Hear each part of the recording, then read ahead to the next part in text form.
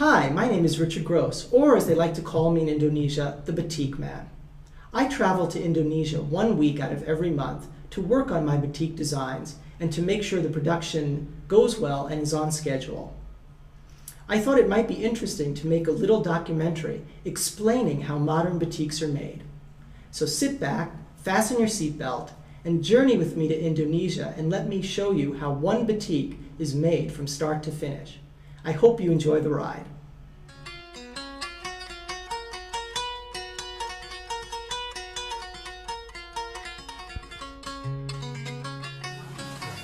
Every journey of 1,000 miles begins with one small step, and it is very much the same with batik production. The worker here is cleaning the floor, because applying the dyes by hand is very messy, and the floor needs to be cleaned before the next fabric can be processed.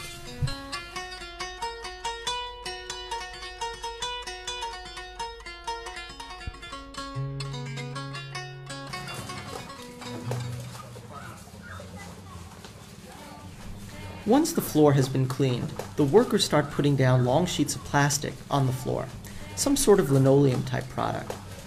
The reason they put this here is to hold the white fabric that has been wet with water. The white fabric is put on these long sheets of plastic, and the workers begin the process of folding. Folding the fabric allows the dyes to penetrate unevenly, which enhances the batik effect. The fabric is then folded into a pattern that reduces the width from 44 inches to about 24 inches, and it reduces the length from 15 yards to about 8 yards.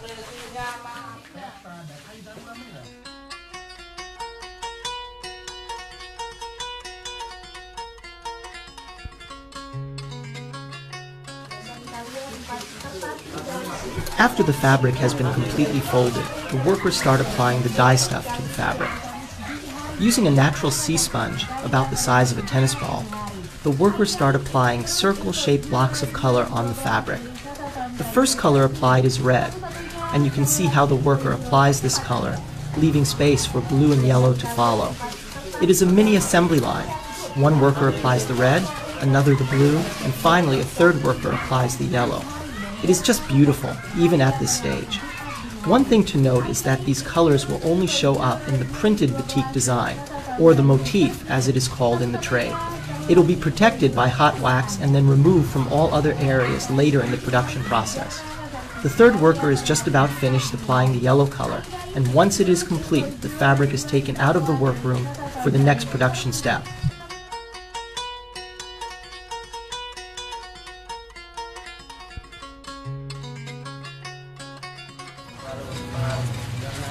Now that the motif colors have been applied to the folded fabric, you can see the workers carrying the long plastic sheet of linoleum out into the bright sunshine.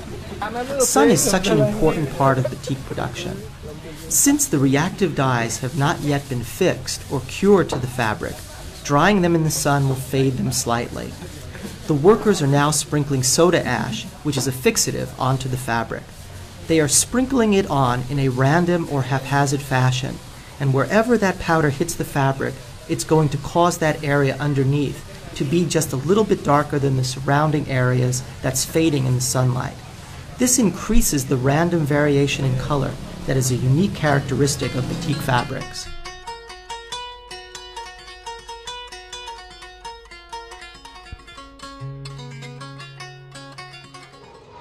After a batik process, sometimes there's white areas that are not dyed. So the bolt of fabric is hung up on this wooden wall, and the workers take little dye sponges to eliminate the white areas so that the whole area of the batik has color.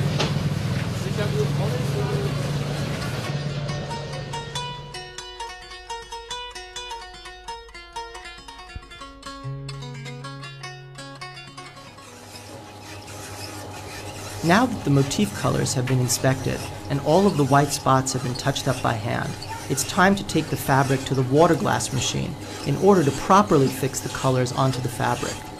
A solution of water and soda ash that the locals call water glass is poured into a single bath jig washing machine.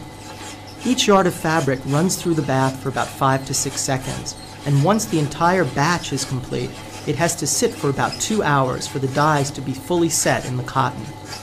Rather than sit around here and wait, let's take a quick trip to a factory that makes batik stamps out of copper so we can see how they are made.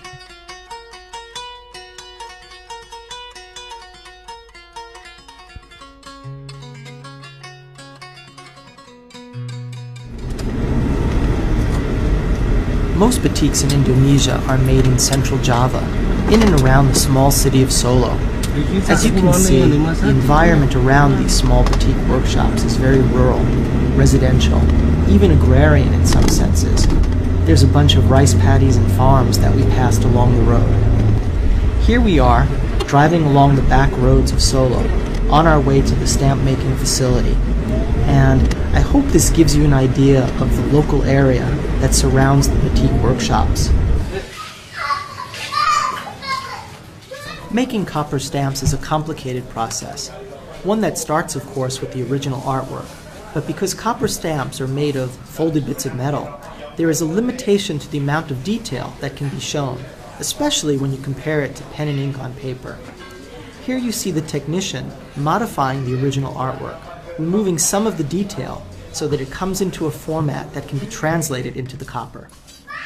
Once the design has been modified, the next step is for the worker to begin forming the copper strips into the pattern design.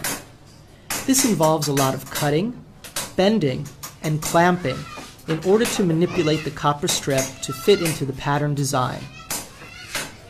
You can see that it's a very intricate and complicated process and takes a lot of time. Workers then tap those designs onto a metal frame in order to complete the stamp. Once all the elements are in place, the stamp is dipped into a solution that is made up of melted tree lacquer called telenban. The lacquer is boiled in a metal pot over a wood fire. The stamps are put into the metal pot and allowed to soak there for about 20 to 30 minutes. It is then allowed to dry and is polished. After this process, the lacquer holds the thin metal strips together and does not allow them to move when the stamps are pressed onto the fabric.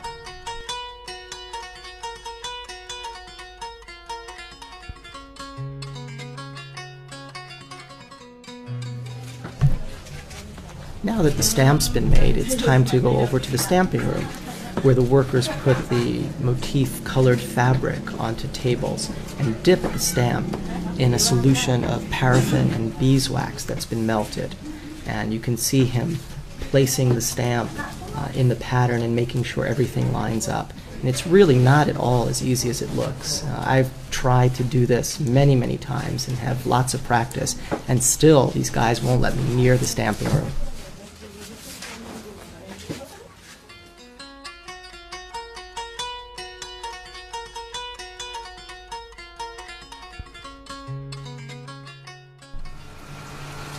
Now that I've been kicked out of the stamping room, it's time to take the fabric over to the next production step, which is bleaching the fabric. As you saw before, the workers stamp the fabric with the hot wax. That wax protects the colors underneath it. Basically, you're going to use the bleach solution to remove all the color from that beautiful tie-dyed fabric. It's really a pity to waste all that color, but it's absolutely necessary in order to complete the batik production. The wax protects the red, blue, and yellow colors that pattern was stamped on. And the bleach solution removes those colors everywhere else on the fabric.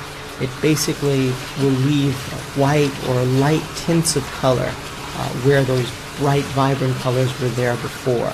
And at the end result of the bleaching process, you're going to see basically a white fabric ground with the pattern being colorful. Now, it's a very delicate process, the bleaching.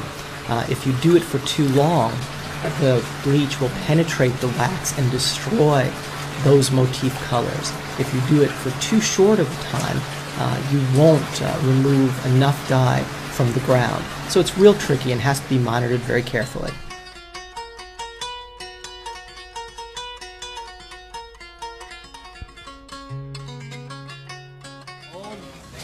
This is a different process here. First color is dyeing. Since we just finished bleaching all that beautiful color from the fabric in the previous step, we have to now begin the process of replacing those colors with the ground colors. Unless you want to leave the fabric being mostly white with a little bit of tint of color and the flower motif design being red, blue, and yellow, we have to start dyeing the ground. And in this instance, we start with a tan or tea color dye bath. The worker manipulates the 15 yards of fabric into a half of plastic barrel that's been converted into a dye bath. He's just about finished the first lot, and he's going to hang it on a pole so that the excess dyes drip back into the container and you don't waste too much. Because the fabric absorbed a lot of the dye, a worker is replacing some liquid into the half barrel, and a new batch of the just bleached fabric will be brought to the bath.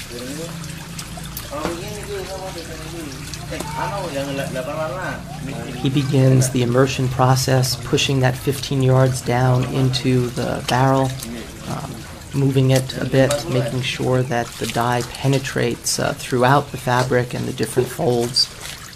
It's a very thin liquid, and it will penetrate very nicely into the cotton fabric. When he finishes manipulating the fabric, again, he's going to hang it on the pole and allow the excess dye to drip back. Another worker is squeezing out the remaining wet areas of the first batch, and once that's complete, he will bring it for the next step.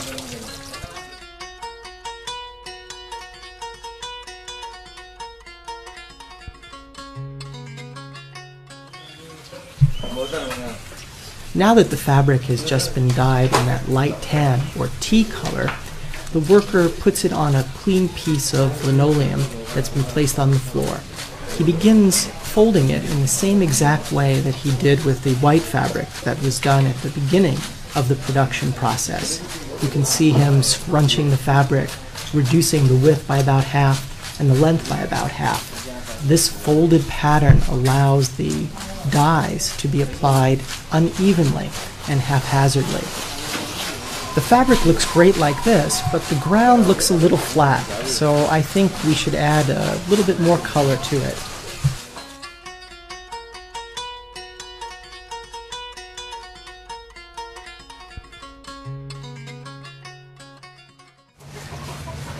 This is the spray technique for the first color, and then we have two colors. Spray this color and then we spray other color. Using bottles that remind me of old-fashioned ketchup dispensers, the worker begins spraying the red color onto the folded fabric. The amount of color coverage is about 30%, so it's important to dye the fabric that tan color in the initial step of ground dyeing. Here you see the worker beginning the application of the second sprayed color, the blue, and again it covers about 30% of the fabric. A mini assembly line of sorts is formed here by the three workers, the worker on the left folding the fabric and the two workers on the right spraying the red and blue colors onto the fabric. These two workers are just about finished with the ground spraying technique. The worker in the cream shirt is just about finishing up the red color. He has about 2 feet more of the fabric to do, and the worker behind him in the red shirt, who's spraying the blue color, has about 6 or 7 feet to go until both bolts are completed. Once the bolts are completed, the workers will drag the linoleum outside and begin the soda ash process.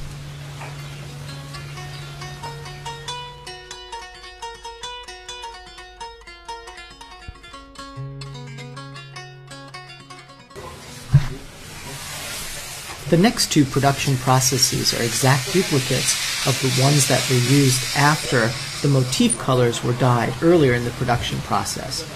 Here the workers are dragging the linoleum outside so that the fabric that's just been sprayed can dry in the sun. Soda ash is then applied to darken the areas that it touches, while the other parts of the fabric fade slightly in the sunlight. Here's a close-up of the fabric after it's been sitting out in the sun for about 15 minutes.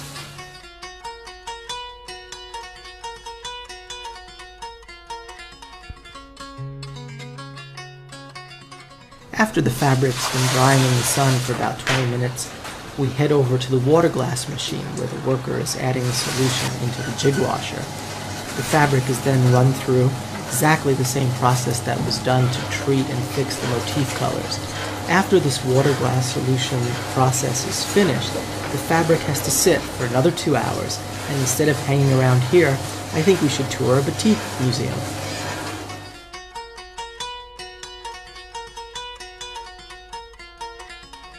My name is Erna Adita. I work in Batik Museum of Danarhati, which is the largest batik museum in Southeast Asia. And I'd love to give you a tour of our facilities. The owner of the company who also Chinese. Over the course of the next 2 hours, Erna gave me quite an extensive tour of the museum. She explained how Chinese traders influenced the design of Javanese batik.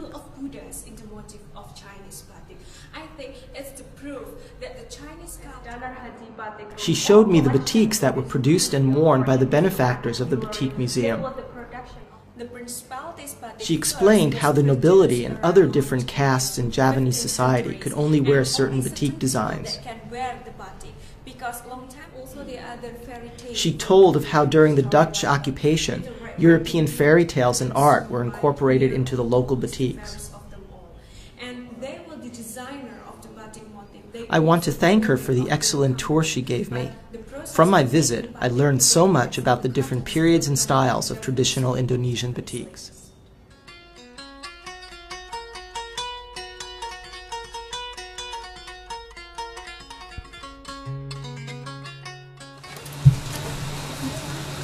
Now that we're back at the batik workshop, the first order of business is to start a fire. Workers use wood to heat a cauldron of water. The cauldron contains about 30 to 40 gallons of water, and it is brought to a boil.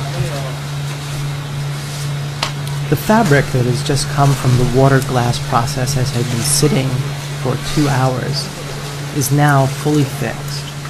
The colors will not fade or come off after the immersion into this boiling liquid. Another bolt of fabric is going to be added to the cauldron. I think this cauldron can hold about 45 yards in total. The worker begins agitating the fabric to remove all the wax that has been stamped on it. And after a little while, he begins skimming that wax, just like you would a soup that you're making. They skim the wax off. The wax is reused, and once the wax has been removed, they lift it and agitate it some more and begin to put it on a metal pole. Now this is the most dangerous part of batik production, because what could happen is that the fabric can fall from that pole after agitation, and the boiling water will splash onto the worker like that, and it's really not a lot of fun. Now that both bolts of fabric have been removed from the cauldron of hot water and the wax has been removed from the fabric, we now are about to begin the last process of batik production. Here the worker is taking the fabric and transferring it to a pool of cold water. Both pieces of fabric will be put there, and then the last step of production is washing the fabric. It's important to wash the fabric because some traces of wax might still be on the fabric, and this has to be inspected by hand. And you can see the workers use a brush to, once they identify some wax, they use the brush to scrape it off. And you can see that after a while, some wax residue builds up in the pool of water. And again, this will be skimmed off and reused in future batik production.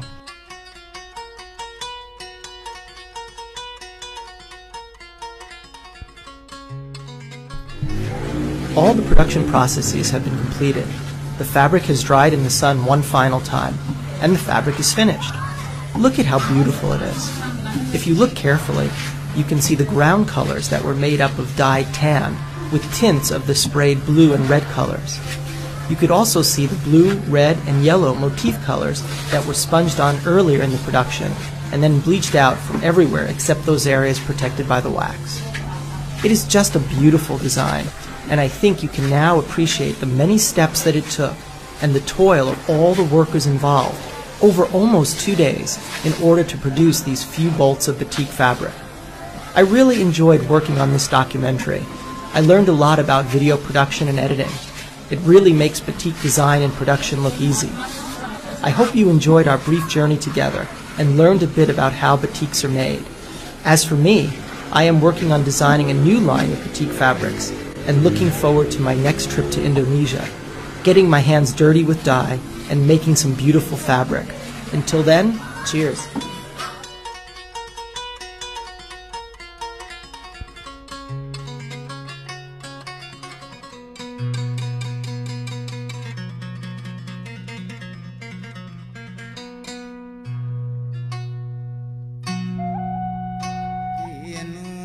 Sangsa ya ninuning suri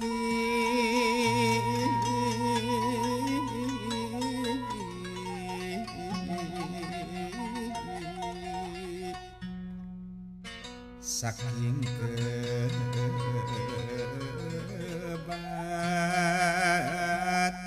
runing prapining rat luhur pinduring pasmon Dorawati sang Prabu Ispinara mungging si